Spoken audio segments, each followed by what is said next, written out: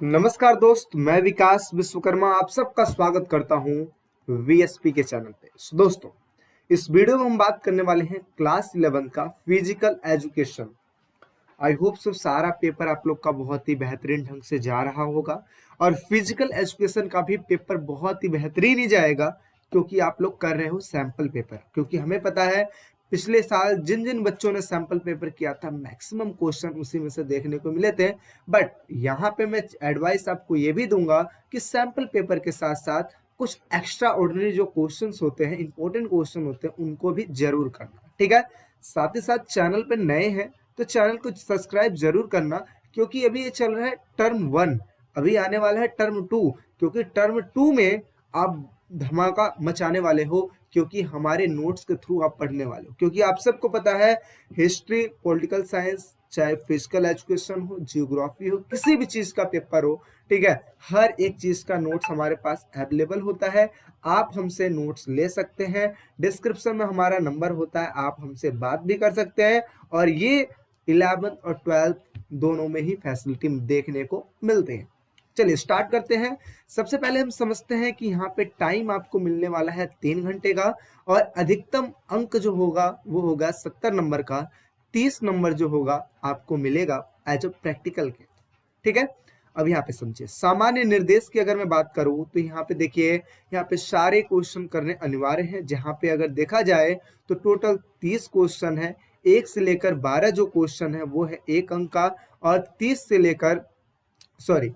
से लेकर 16 जो है वो है 2 अंक का, जिसको आपको 40 से 60 वर्डों में करने हैं।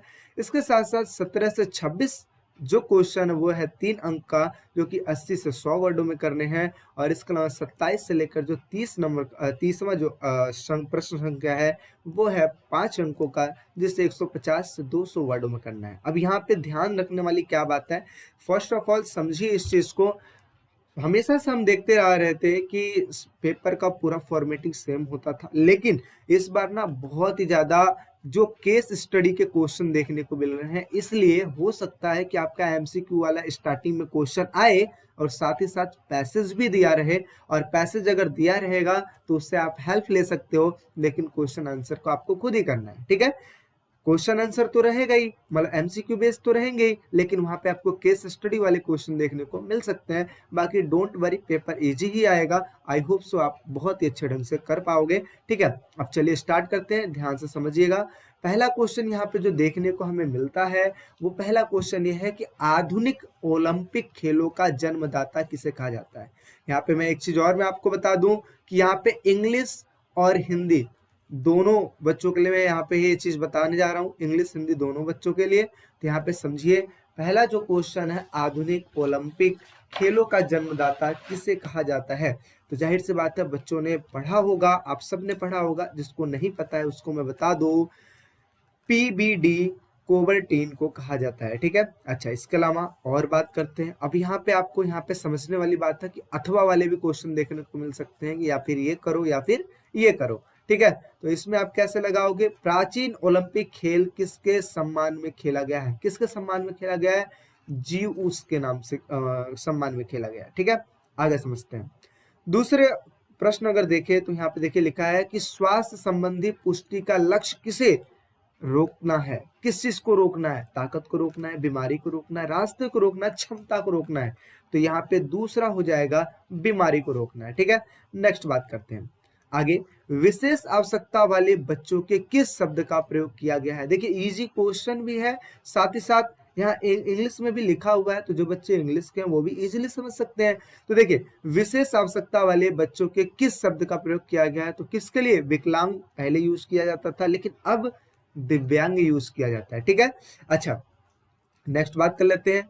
अगला जो क्वेश्चन है, योग का अंतरिम चरण क्या होता है। तो क्या होता है, तो सबको ये बात पता है, लास्ट में हम समाधि में बैठ जाते हैं, है ना। योग करते करते एक टाइम पे ऐसा आता है समाधि में बैठ जाते हैं, 1-1 साल 2-2 साल जैसे ऋषि मुनि किया करते थे, उस हिसाब से समाधि में हम बैठ जाते हैं, तो उसे कहते हैं समाधि। और ये है योग का अंतिम चरण।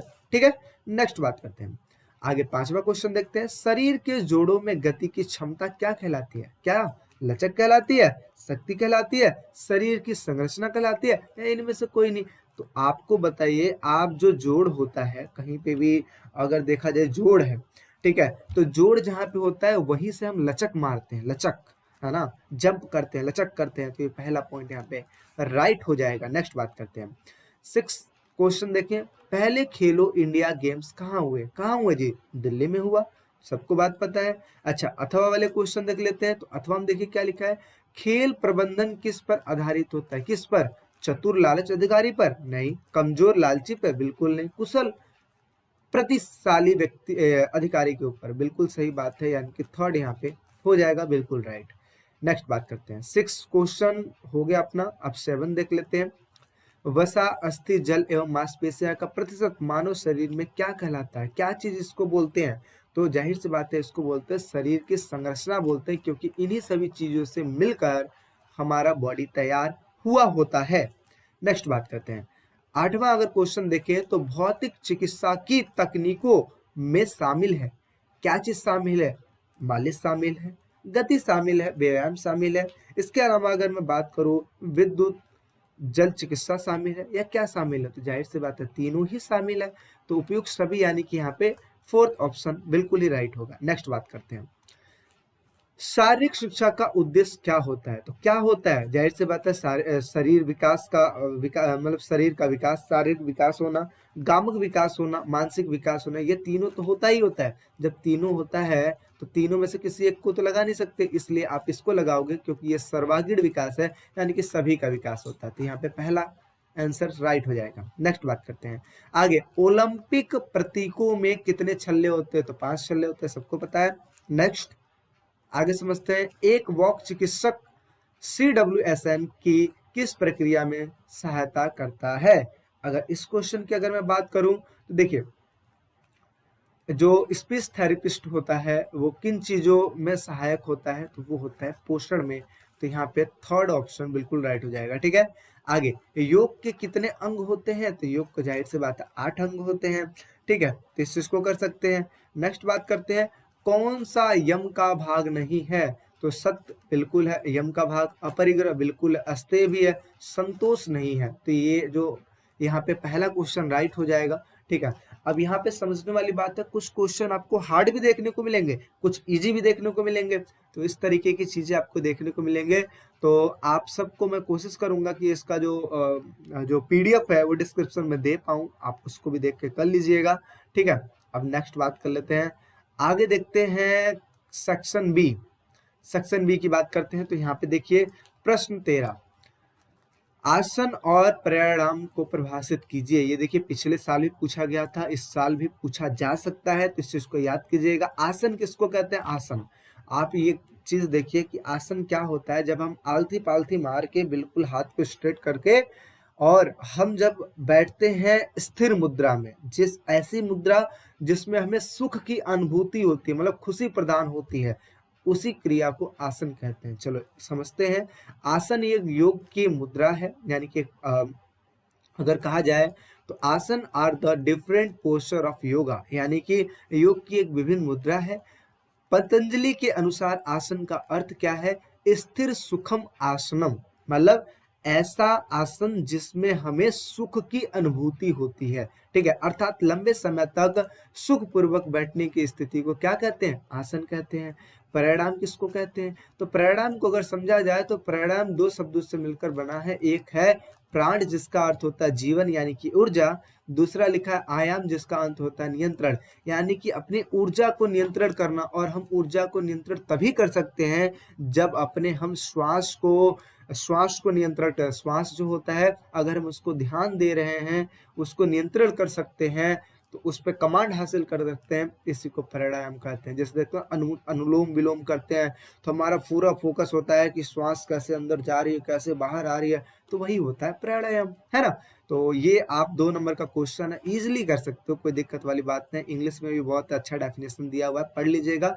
इसको इसलिए नहीं समझा रहा हूँ क्योंकि वीडियो बहुत लंबी हो जाएगी, क्योंकि हिंदी में समझा दूं चाहे इंग्लिश में समझा दूं, बात एक ही है। ठीक है, बट इसको कर लीजिएगा तो ज्यादा अच्छे तरीके से हो जाएगा। नेक्स्ट बात कर लेते हैं आगे।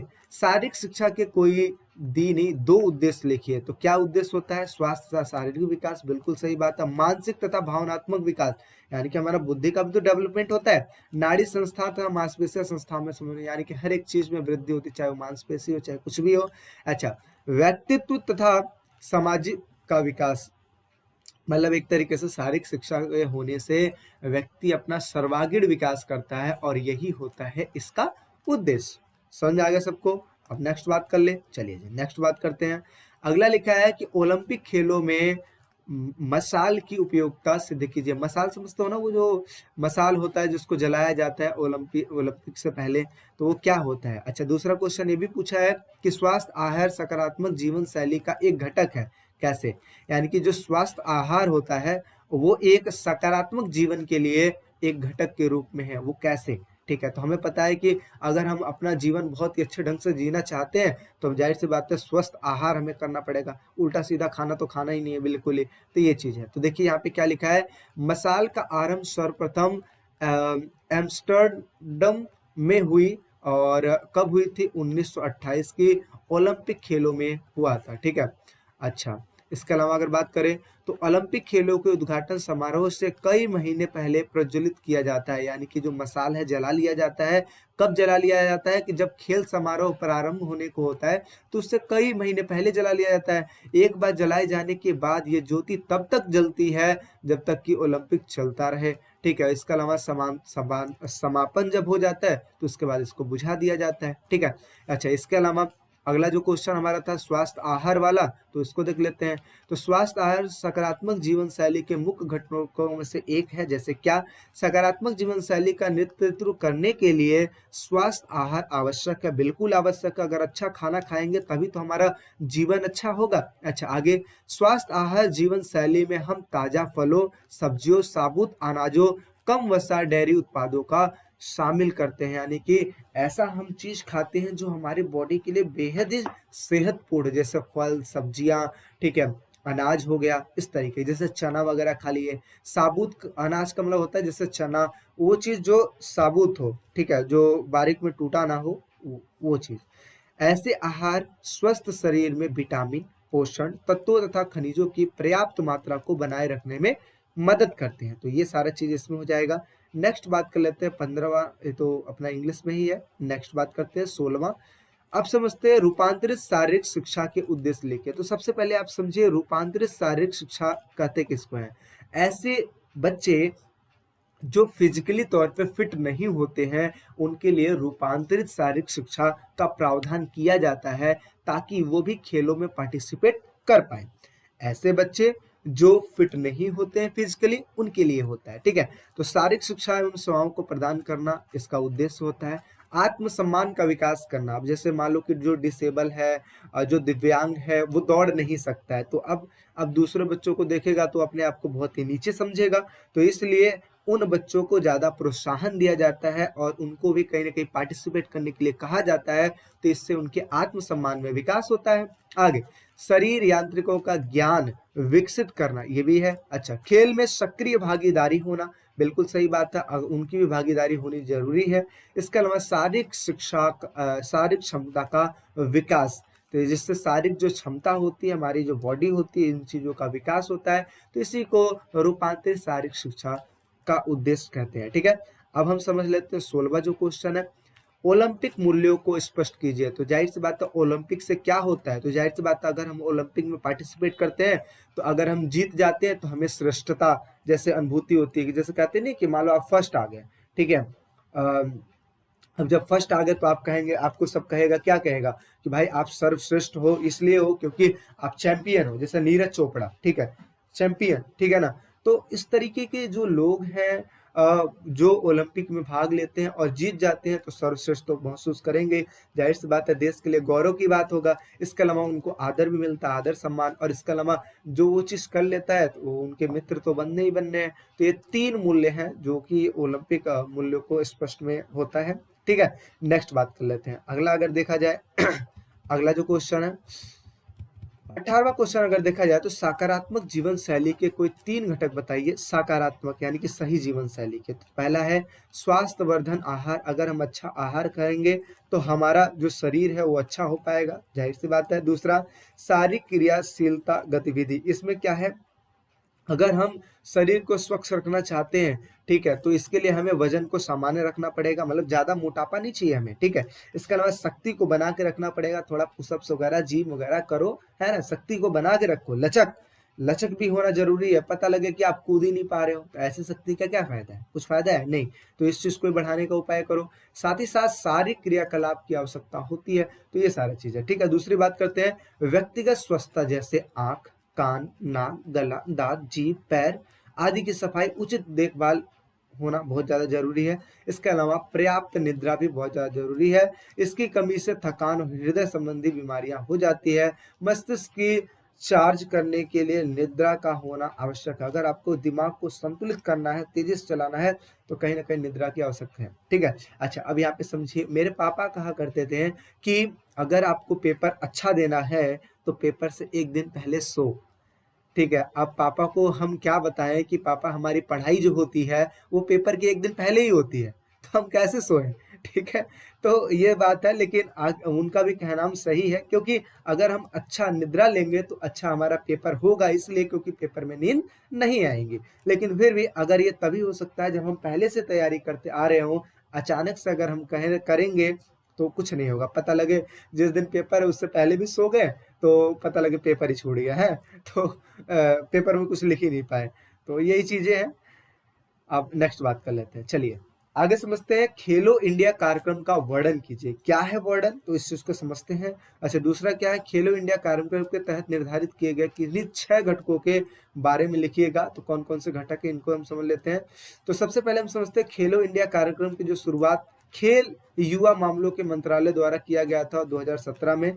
उद्देश्य क्या है इन चीजों का, तो देश की युवा प्रतिभाओं को खेल गतिविधियों में भाग लेने के लिए प्रेरित, यानी कि ये जो खेल इंडिया स्टार्ट किया गया था इसलिए किया गया था ताकि जो लोग हैं वो इनमें भाग ले पाए। अच्छा, दूसरा, आरंभिक प्रतिभाओं को पोषण, जन भागीदारी को बढ़ावा देना, ग्रामीण भारत को वैश्विक खेलों से जोड़ने पर केंद्रित होता है, ठीक है।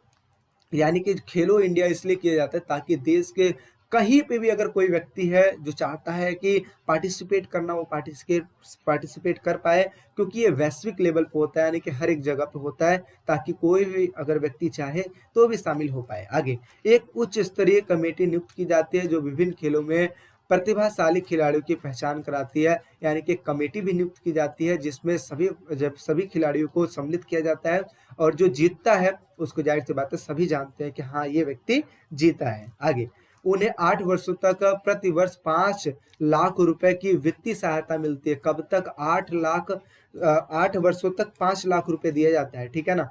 तो ये सारी सुविधाएं दी जाती है ताकि वो और आगे उस चीज को करें, ठीक है। नेक्स्ट समझते हैं, अथवा वाले क्वेश्चन को कर लेते हैं। खेलो इंडिया प्रोग्राम ने निम्नलिखित 12 घटकों में विभाजित किया गया है, और जिसमें से 6 पूछा गया था। देखिए यहाँ पे कितना पूछा गया था, 6 घटक पूछा गया था, लेकिन यहाँ पे हमने 8 को प्रोवाइड किया है। तो देखिए, पहला लिखा है कि खेलो मैदान का विकास हुआ था, वार्षिक खेलकूद प्रतियोगिताएं हुई थी।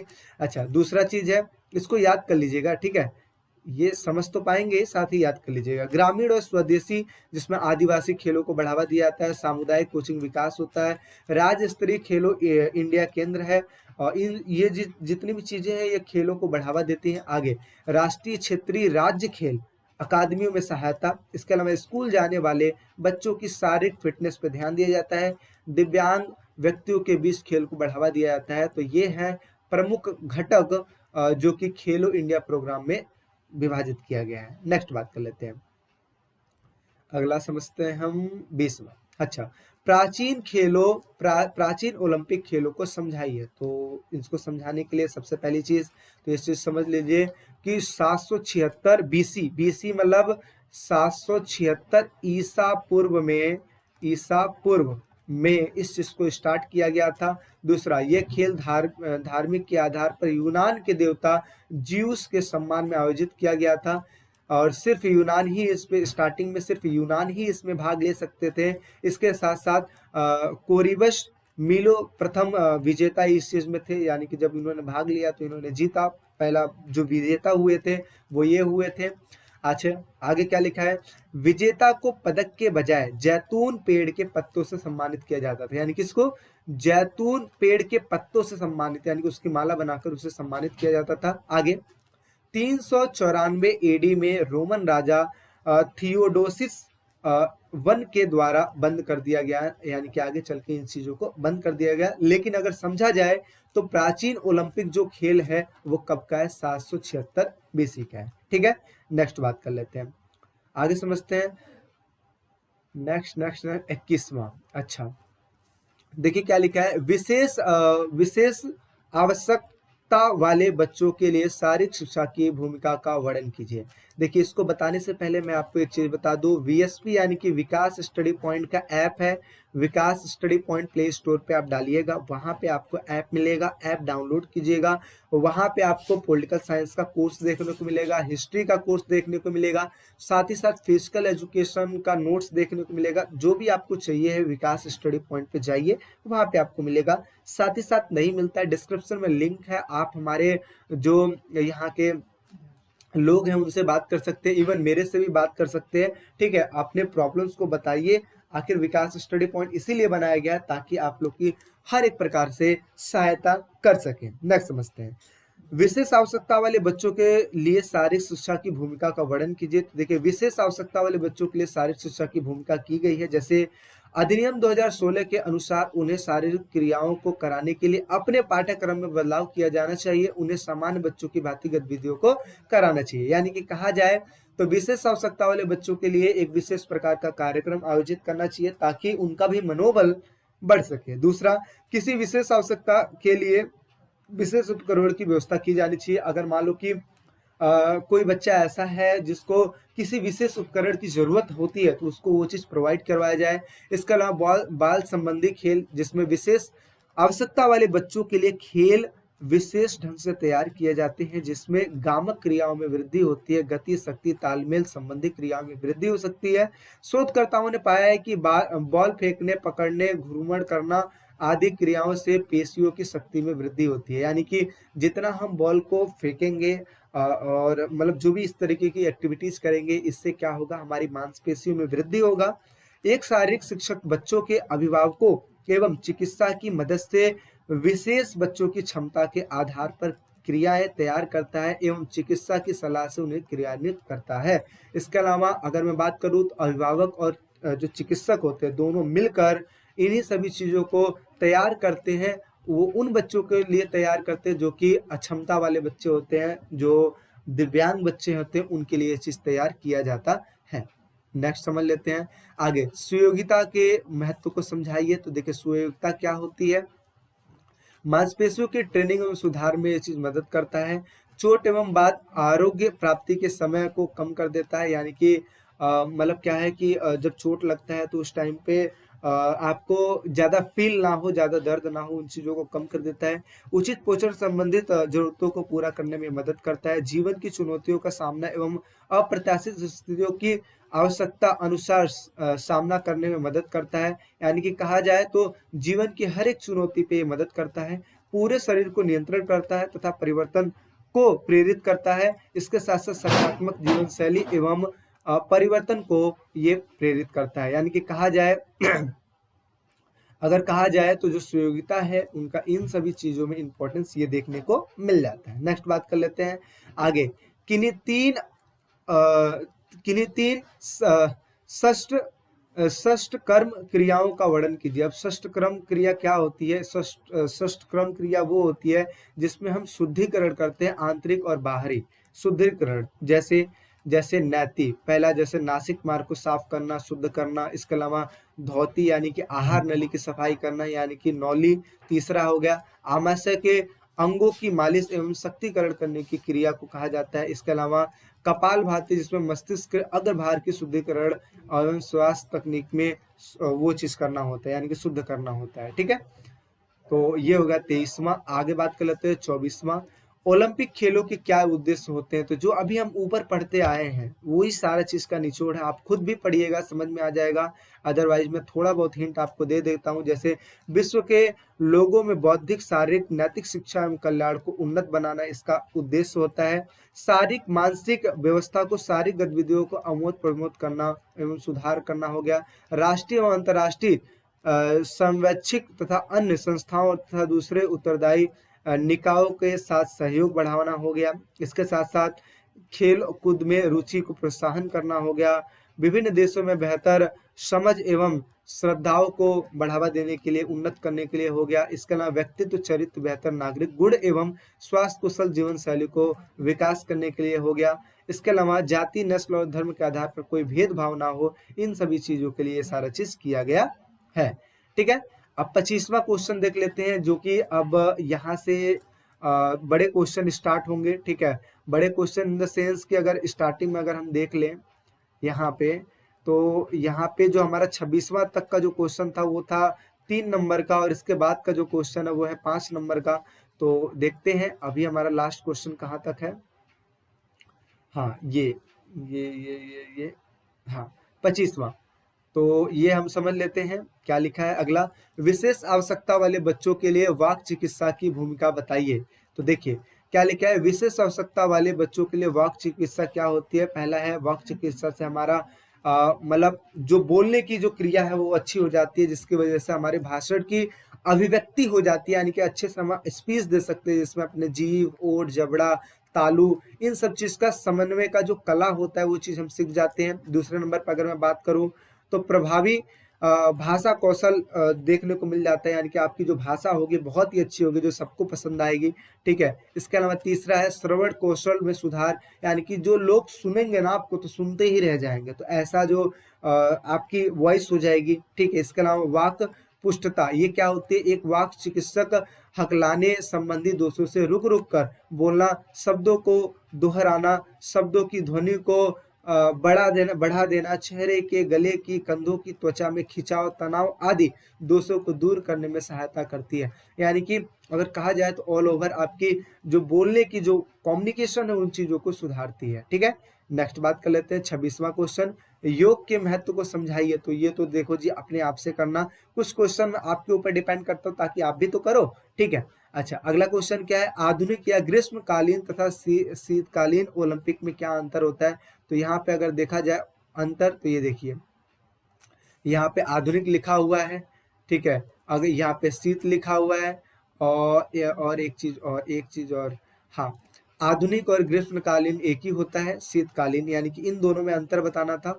तो एक जगह पे हमने आधुनिक और ग्रीष्मकालीन ओलंपिक के बारे में देख लिया, और एक जगह पे अपना शीतकालीन ओलंपिक्स है। ठीक है, तो इसको देख लेते हैं। 1896 में यूनान में आरंभ हुए, जिसका बैरन पैरी डी कोबर्टिन को जाता है, यानी कि इस चीज को शुरुआत किसको जाता है, इन्होंने इस चीज को शुरुआत किया था। आगे 16 जून 1894 पेरिस की गोष्ठी में यह निर्णय लिया गया कि ओलंपिक खेलों का आयोजन हर 4 साल बाद किया जाएगा। ठीक है, इसके अलावा अगर बात करें, अब तक 3 बार ओलंपिक खेल रद्द हो चुके हैं। 1916 में रद्द हो चुके हैं क्योंकि विश्व युद्ध हुआ था। 1940 में युद्ध नहीं हुए थे। 1944 में नहीं हुए थे क्योंकि द्वितीय विश्व युद्ध उस टाइम पे चल रहा था। आगे 2024 से 28 के ओलंपिक्स पेरिस और न्यूयॉर्क से प्रस्तावित थे, यानी किन चीजों पे हुआ था। आगे आधुनिक ओलंपिक खेलों में विजेताओं को स्वर्ण पदक, रजत पदक, कांस्य पदक और डिप्लोमा सम्मानित किया जाता है। ठीक है, इसके अलावा शीतकालीन की अगर मैं बात करूं तो IOC द्वारा आयोजित शीतकालीन खेल बर्फ पर खेला जाता है, और इसके अलावा आइस स्केटिंग, आइस हॉकी से 4 वर्ष में आयोजित किया जाता है। तो यानी कि ये बर्फ वाला हो गया और ये अपना नॉर्मल हो गया। ठीक है, आगे समझते हैं 26वां क्वेश्चन कौन सा है। हाँ, शारीरिक शिक्षा में करियर के विभिन्न विकल्पों को आयाम के अनुसार लिखिए। यानी कि जो शारीरिक शिक्षा होती है इनमें कौन कौन सा विकल्प होता है, कौन कौन सा जॉब होता है। तो देखिए पहला है शिक्षण संबंधी अगर आप शारीरिक शिक्षा अच्छा ज्ञान ले लेते हैं तो प्राथमिक स्कूलों में लग जाएंगे, माध्यमिक में लग जाएंगे, तो इन तरीके के स्कूलों में लग जाएंगे। इसके अलावा आप ट्रेनर बन जाएंगे, ठीक है। इसके अलावा स्वास्थ्य संबंधी आप चीज़ों को बताने लगेंगे, जैसे जैसे हेल्थ एक्सपर्ट बन जाएंगे, हेल्थ क्लब्स बन जाएंगे, ठीक है। इसके अलावा प्रदर्शन संबंधित हो गया, आपको अधिकारी के रूप में देखा जाएगा, ऐसे भी जॉब आपको मिल सकती है। इसके अलावा संचार माध्यमों से संबंधित जैसे हो गया खेल प्रसारण के बारे में आप बता रहे होगे, पुस्तक प्रकाशन के बारे में बता रहे होगे, खेल पत्रकारिता के बारे में बता रहे होगे, इस तरीके का आपको जॉब मिल सकते हैं, ठीक है। अभी हम आगे बढ़ लेते हैं। 28वां क्वेश्चन कौन सा है? अंतरराष्ट्रीय ओलंपिक समिति की भूमिका स्पष्ट कीजिए। तो क्या है जो अपनी समिति है, समिति ने सीमित नहीं है, समिति है, ठीक है। आगे समझते हैं। तो इसकी भूमिका तथा कार्य क्या है? तो पहले समझिए, ओलंपिक खेलों के आयोजन स्थल पर जो निगरानी, जो निर्णय लेना, मतलब क्या है कि एक तरीके से निर्णय लेने की जो पावर होती है वो होती है अंतर्राष्ट्रीय ओलंपिक समिति की ही होती है। दूसरा, खेल कार्यक्रमों के संयोजन तथा खेलों में मेजबान देशों का चुनाव करने के लिए साथ साथ नए देशों को चुना, यानी कि कौन कौन से देश के लोग पार्टिसिपेट करेंगे, उन चीजों को मतलब यही देखते हैं। आगे, प्रतियोगिताओं के लिए मौलिक नियमों का निर्धारण भी यही करते हैं। इसके साथ साथ खेल संस्थाओं को बढ़ावा देने तथा उनकी सहायता करना भी कहीं ना कहीं इन्हीं का वो होता है, ठीक है।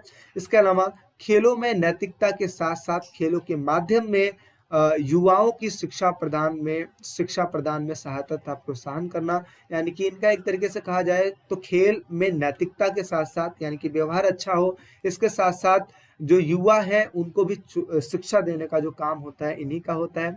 साथ ही साथ शिक्षण की बात करो तो विभिन्न संस्थाओं द्वारा खिलाड़ियों के सामाजिक व्यवसाय के भविष्य एवं कल्याण को प्रोत्साहन देते हैं, यानी कि प्रयास करते हैं, बढ़ावा देते हैं। ओलंपिक आंदोलनों को नकारात्मक प्रभावित करने वाले किसी भी प्रकार के भेदभाव या पक्षपात के विरुद्ध है, यानी कि अगर कोई भी ऐसा चीज होता है जिसकी वजह से लोगों में भेदभाव होता है तो उन चीज को रोकने में कहीं ना कहीं ओलंपिक आंदोलन का कहीं ना कहीं हाथ होता है, ठीक है। अच्छा, आगे, खेल कूद के साथ साथ संस्कृति एवं शिक्षा को संयुक्त करने के प्रयासों को प्रोत्साहित करना, साथ ही साथ खेलों के सभी स्तरों पर महिलाओं को आगे बढ़ने में उनकी सहायता तथा प्रोत्साहन करना। तो ये सारा चीज होता है जो कि अंतरराष्ट्रीय ओलंपिक समिति करती है। इसके अलावा आगे बात कर लेते हैं। 29वां जो अपना क्वेश्चन है वो क्या है? रूपांतरित शारीरिक शिक्षा के प्रभावी बनाने के लिए किन किन सिद्धांतों एवं नियमों का पालन करना बहुत ही ज्यादा आवश्यक है। तो देखिए, अगर कहा जाए तो सबसे पहले अगर बात करें तो चिकित्सा परीक्षण, यानी कि कोई भी आप खेल खेलते हो या फिर कुछ भी करते हो तो उसमें कहीं ना कहीं जो चिकित्सक होते हैं, जो डॉक्टर होते हैं, उनका होना बहुत ज़्यादा जरूरी है। तो देखिए, पहला है, इसके बिना यह नहीं पता चलता विद्यार्थी किस प्रकार की असमर्थता का सामना कर रहा है, क्योंकि इस चीज़ों को बताएगा कौन? डॉक्टर ही चेक करके बताएगा ना। आगे, विद्यार्थियों को पूर्ण चिकित्सा प्रशिक्षण किया जाना चाहिए, यानी कि पूरी तरीके से चेक किया जाना चाहिए। आगे, रुचि अनुसार कार्यक्रम हो गया। कार्यक्रम विद्यार्थियों की रुचि, योग्यता एवं पूर्ण जो अनुभव होता है उन चीजों पर आधारित होना चाहिए, यानी कि अब जो ऐसे बच्चे जो डिसेबल हैं तो उनको ये एक स्पेशल गेम बनाओ। अब जो मान लो दौड़ नहीं सकता, अब उनके लिए कुछ और खेल बनाओ, या फिर जो दौड़ है उसमें ही व्हीलचेयर का प्रयोग कर दो, हाथों के द्वारा वो बढ़ाते जाएंगे। इसके अलावा बहुत सारी चीजें हैं जो कि आप देखते ही होंगे, स्पोर्ट में वो सारा काम होता है। तो ये किसके द्वारा होता है? चिकित्सक उन चीजों को देखते हैं और जिसमें विद्यार्थी की अभिरुचि होती है, इंटरेस्ट जिसमें होता है, वो इसी चीज को सेलेक्ट करता है, ठीक है। और किसके माध्यम से? अध्यापकों के माध्यम से। आगे समझते हैं। उपकरण, अब खेल में भाग लोगे तो उपकरण तो चाहिए। तो आप जिस भी उपकरण का यूज करना चाहते हो खेलों में, ठीक है, तो वो आपके अकॉर्डिंग डॉक्टर प्रोवाइड करेंगे, जो वहाँ के अध्यापक होंगे उस चीजों को प्रोवाइड करेंगे, ठीक है। आगे समझते हैं। विशेष पर्यावरण प्रदान करना, यानी कि एक इन्वायरमेंट ऐसा तैयार करो जिसकी वजह से जो असक्षम बच्चे हैं वो उनको भी अच्छा फील हो पाए, अच्छा लगे। इसके साथ साथ विद्यार्थियों की आवश्यकता अनुसार नियमों का संशोधन करना, यानी कि जो विद्यार्थी हैं उनके लिए क्या क्या जरूरी है उन सभी नियमों को संशोधित करना, ये सभी कार्य होता है, ठीक है। तो यही लिखा है, रूपांतरित शारीरिक शिक्षा का ये सारा चीज महत्व होता है और ये पालन किया जाता है। आगे समझ लेते हैं। अगला जो लास्ट क्वेश्चन है आई थिंक अपना, तो उस चीज को हम देख लेते हैं। लास्ट क्वेश्चन क्या है, शारीरिक पुष्टि के अंगों की व्याख्या कीजिए। तो कौन कौन से होते हैं, तो इन चीजों को समझ लेते हैं। जैसे शक्ति हो गया, जो शारीरिक अंग में आ जाता है।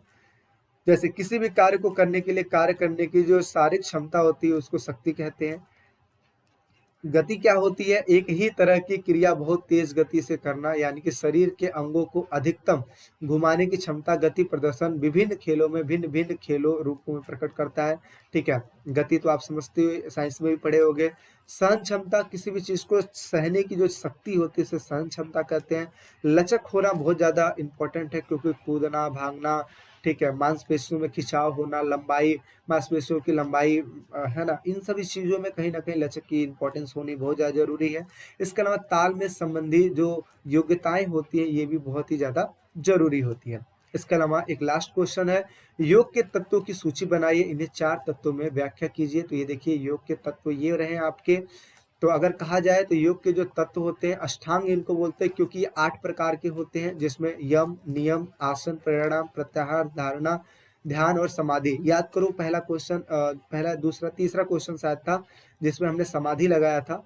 ठीक है, 7वां 8वां हो सकता है, शायद एमसीक्यू वाले क्वेश्चन की बात कर रहा हूँ मैं। योग का जो लास्ट जो वो था वो समाधि ही था। ठीक है, तो हमने इसको राइट किया था। तो अभी देखिए, इन्हीं के बारे में है कि यम क्या है, नियम क्या है। तो इन चीजों को पढ़िए, समझ में आएगा। आसन क्या है, जो कि ऊपर ही बता दिया। प्राणायाम क्या है, तो ये चीज बता दिया। 4 को एक्सप्लेन करने के लिए बोला था, 4 को एक्सप्लेन कर दिया गया, बाकी 8 को लिख दिया गया है। और इस तरीके से ये जो इंग्लिश वाले बच्चे हैं उनके लिए हो गया।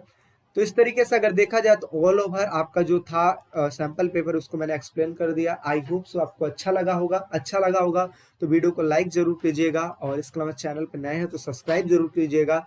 और साथ ही साथ आप हमसे कनेक्ट होकर रहिए। आप हमारे विकास स्टडी पॉइंट को डाउनलोड कीजिए, ऐप डाउनलोड कीजिए, उसमें पढ़िए। किसी प्रकार की कोई दिक्कत आती है तो आप हमसे शेयर कीजिए, क्योंकि विकास स्टडी पॉइंट बना ही इसके लिए है। ठीक है, बाकी पेपर कैसा हुआ ये नेक्स्ट पेपर में जरूर बताइएगा। हिस्ट्री पॉलिटिकल की तैयारी बहुत ही बेहतरीन ढंग से कराने वाला हूँ, इसके लिए चैनल को सब्सक्राइब जरूर कर लेना। मिलते हैं एक नेक्स्ट वीडियो में, अभी के लिए टेक केयर, बाय बाय।